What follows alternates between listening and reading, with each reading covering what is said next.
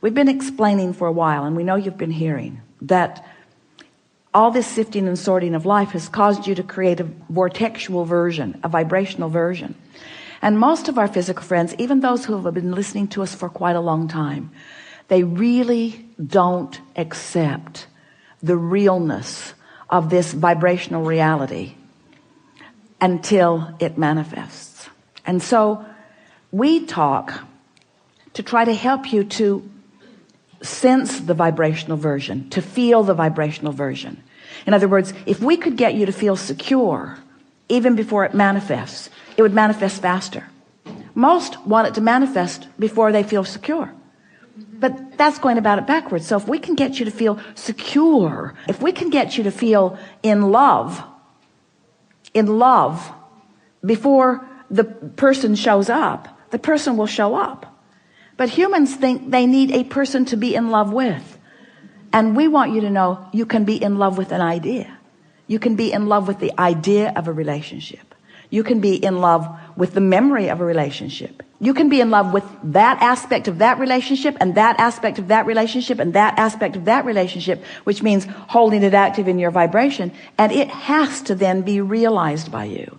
So this realization recently, the way we are describing it to you, maybe to help you understand it. But since you sometimes don't accept the vortexual version, then the grid version isn't easy to follow either, but we're going to give it to you anyway.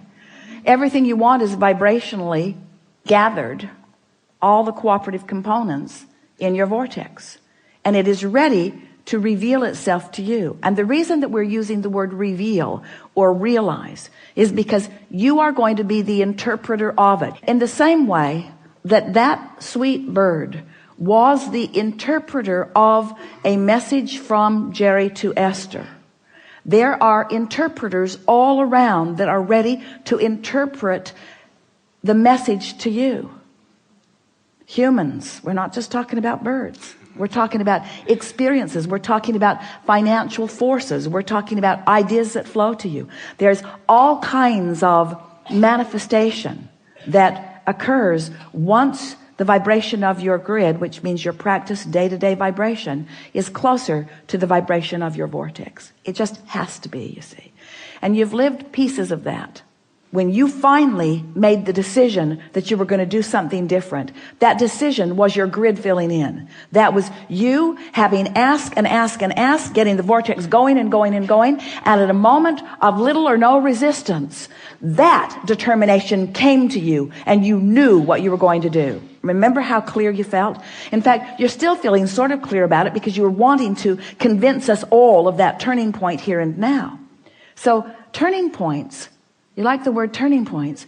Turning points are often the grid filling in with an idea that you are now ready for. It's not that the idea isn't there. It's that you're not ready for the idea.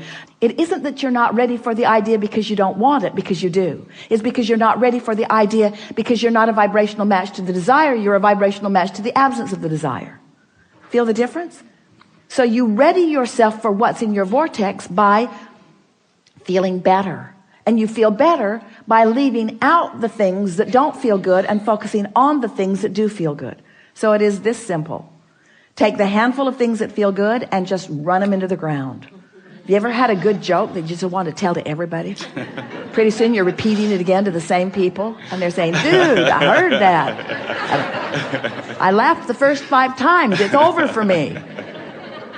But you know how fun it is to get hold of something that feels good, that you can delight yourself and others with. Well, this is the same sort of thing. Get a handful of those things that are delightful to you and just play the loop again and again and again and again and again. Let it be your basis of traction.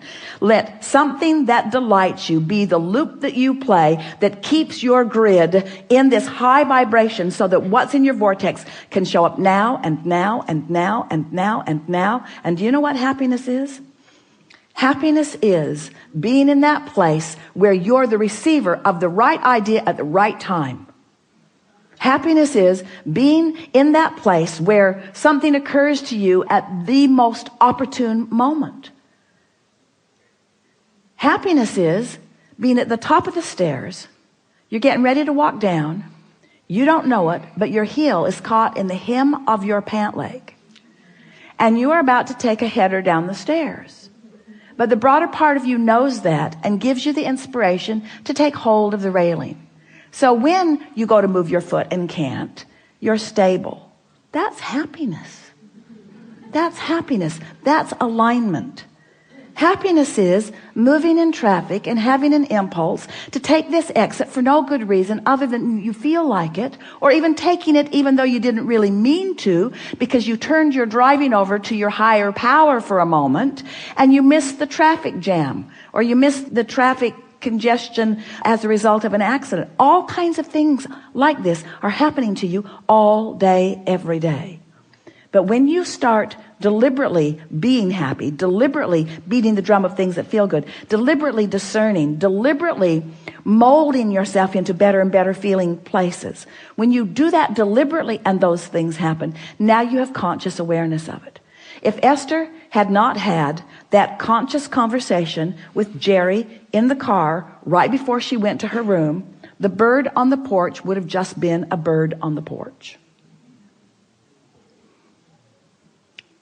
But it wasn't just a bird on the porch. She would have missed that if she had not been vibrationally up to speed. You see what we're getting at? So much of your world wants to chalk those kinds of rendezvous, coincidences, which is incidences that cooperatively combine. They want to call them coincidences in the attitude of luck or fate or chance. They don't understand that it's cooperative components coming together. In other words, people who are looking at things like that are wanting to call them happenstance, and we want to call them creation. And so when you get clear-minded like you are, and you understand how far you've come, and you have, and you realize how powerful your desire is, and it is, and then you deliberately focus upon the strongest desire that you have, which you spoke when you first sat down here, to be happy, to be happy, to be happy, to be happy.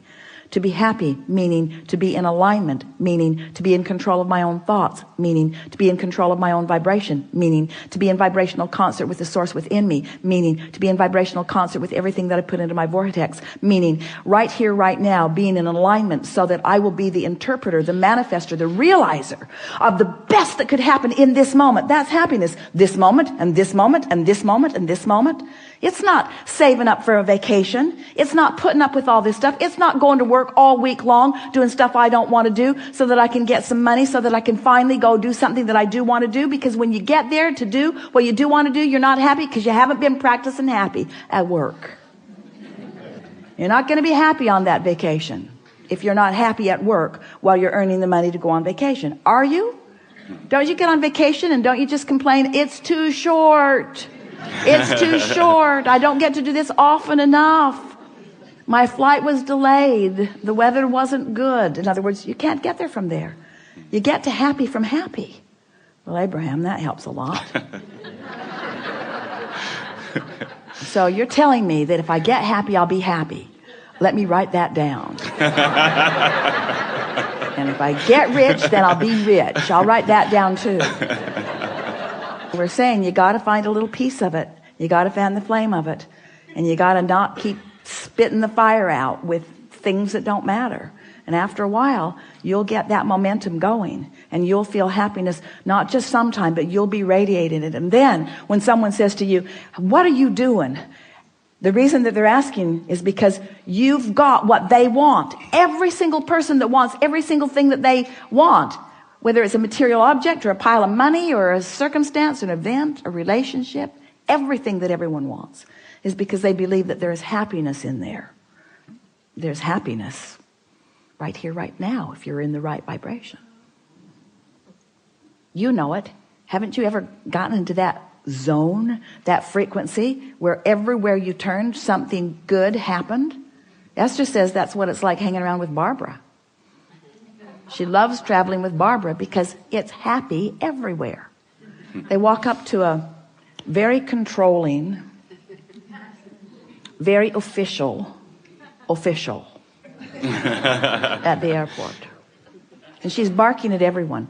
A man made the horrific mistake of letting his toe step over the line by an inch. And she put him in his place, "Sir, step back." He did, and he didn't like it. And Esther thought, that was harsh and unnecessary. And Barbara, who refuses to focus on anything unpleasant, missed it completely.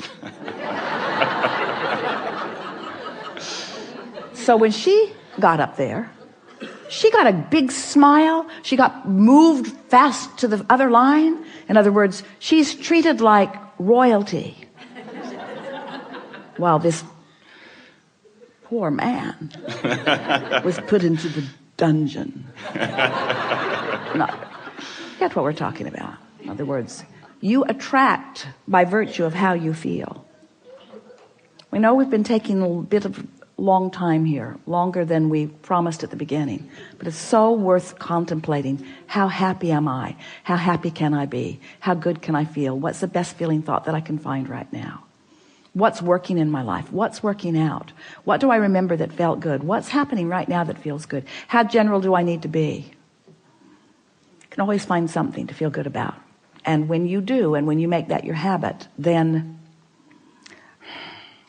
the actualization of it, the realization of it, the manifestation of it is so pronounced in your experience that people will be flocking to you and saying, "What is your secret?" And you'll say, "I'm happy." And they'll say, "I know that, I can see that. That's why I'm asking you what your secret is." And you say, "No, I was happy before I was happy." And they'll say, "Well, that doesn't make any sense at all."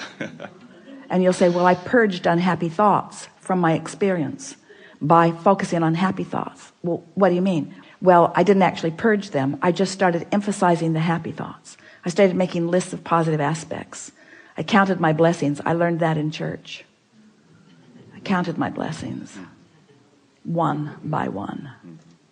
And the more I focused upon them, the more that vibration was mine. And the more that vibration was mine, the more law of attraction put me in the vicinity where I could realize it." So life isn't happening to me. Life is happening from me. I'm emanating the signal to which all life is responding. So when I get up in the morning, I decide, how's this day going to feel? I'm going to feel intuitive. I'm going to feel inspired. And I'm going to feel connected. And I'm going to feel vital and alive. And I'm going to feel happy. And I'm going to feel confident. And I'm going to feel kind. I'm going to feel loving. And I'm going to be at the top of my game.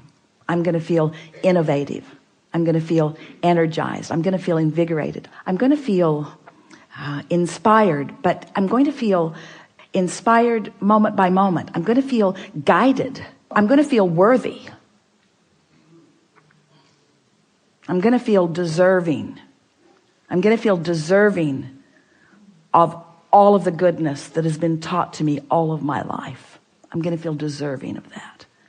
And I'm going to demonstrate my deservedness through my happiness. Yeah. Thank you.